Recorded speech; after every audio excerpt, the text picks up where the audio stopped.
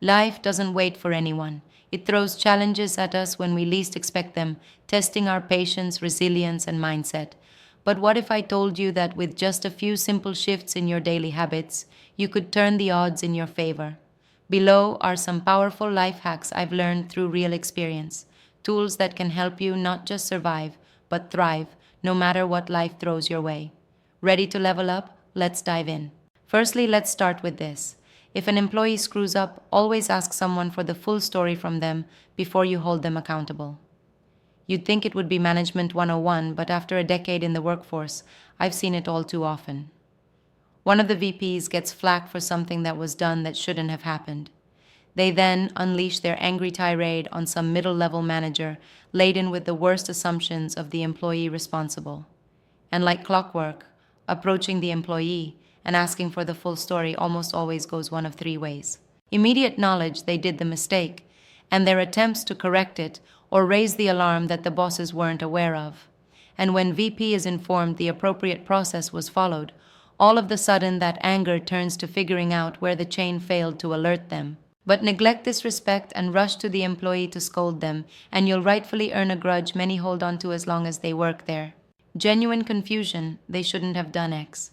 If they're a bad employee, this is where they usually fess up to a bunch of other things they shouldn't have done that led up to it, giving HR everything they need depending on the nature of the issue. But by far the most common is that the employee was instructed by some superior to do X, and that superior neglected to tell the VP beforehand. And when VP learns that they're equal fucked up, all of the sudden things are at peace again, and a calm descends at work again. With all three of the above, you have done right by the employee and given them a chance to clarify the record. Even when an employee was in the wrong, they often feel as though they still had a fair shake. Secondly, don't miss to regularly audit the stories you tell yourself about your life and your capabilities. Many are outdated narratives written by a less experienced version of you. We all carry internal stories. I'm not good at X. I always mess up Y. I'll never achieve A. Sound familiar? The crucial thing is, many of these narratives were written years ago by a younger, less experienced version of you, often based on old fears or limited information.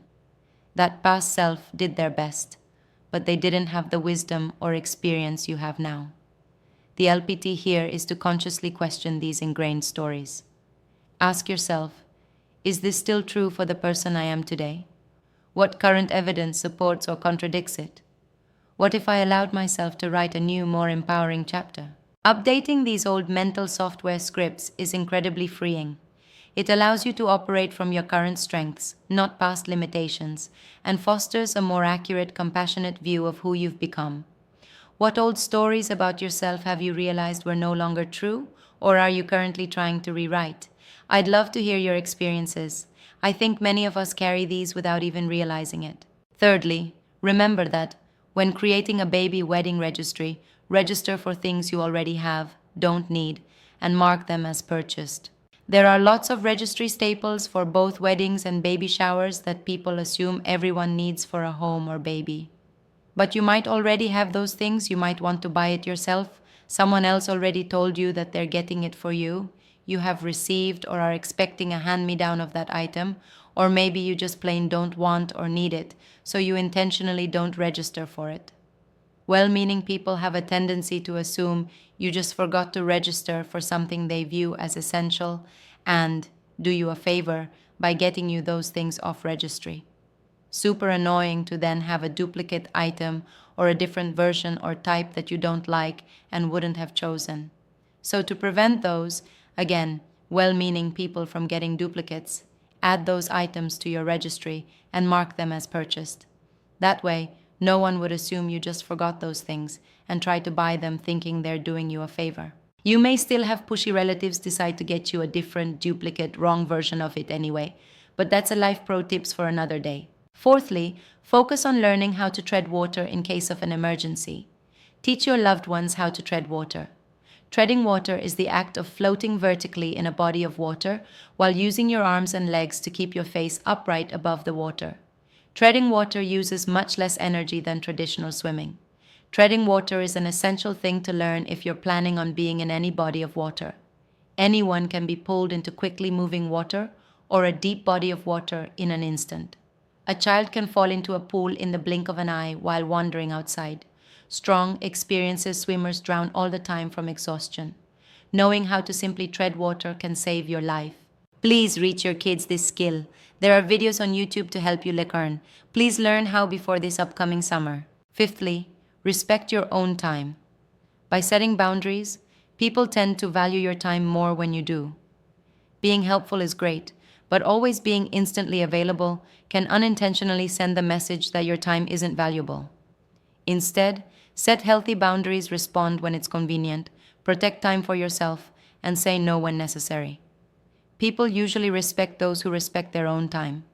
This builds stronger, more balanced relationships and helps you avoid burnout while still being dependable when it really matters. Moving on, consider this: you making mistakes was, is, and always will be a never-changing constant throughout your life. How you react to or treat yourself for making mistakes, on the other hand, is a freely fillable variable. Most people automatically and subconsciously fill this variable in their childhood and youth, based on how their parents and close ones reacted to or treated them, but also themselves, when mistakes did happen. If you were lucky, this might have been radical acceptance, forgiveness, constructive criticism, as well as optimism, that the frequency of this particular mistake can be reduced in the future. If you were unlucky, then it might have been getting shamed, being treated like a failure, anger and self-loathing. If you can recognize the latter behavior in yourself when making mistakes, then try to realize that it's nothing more than what has been taught to a former version of yourself, a version which was still learning from other people on how to act and view the world. You have the power to refill this variable with any behavior or assessment you want, if you put in the work. Just remind yourself every time you make a mistake that A. Mistakes will always be a part of life, so that's nothing that you can ever change. B. Your way of responding to mistakes is not set in stone, and actually is a part of life that you specifically have control over. Next up, here's a tip, which is donating flowers from weddings to hospitals. So many weddings and other larger events involve large amounts of flowers that just get used one day and then discarded. Know that you can donate flowers to terminal departments at hospitals or hospice care centers. They will place them in patient rooms. The eighth advice is that make sure to save a photo of your license on a secure note on your phone. This has helped me more times than expected, including recently getting pulled over, and I didn't have my wallet on me. I know, dumb move. When I told and showed the officer a picture of my license on my phone, and he waived the driving without a license fine, about $125. Just before the end, remember that before renting an apartment, try to talk to current residents. I recently rented an apartment that, if I had talked to any residents beforehand, I would have discovered had a lot of problems that weren't visible during the 2 visits my wife and I made. I tried this later by talking to a few neighbors in other buildings, and most people were surprisingly honest. It only took a few minutes. I really wish I had thought of doing that earlier. Simple questions like, "Hey, I'm thinking about renting here. How do you like living in the building?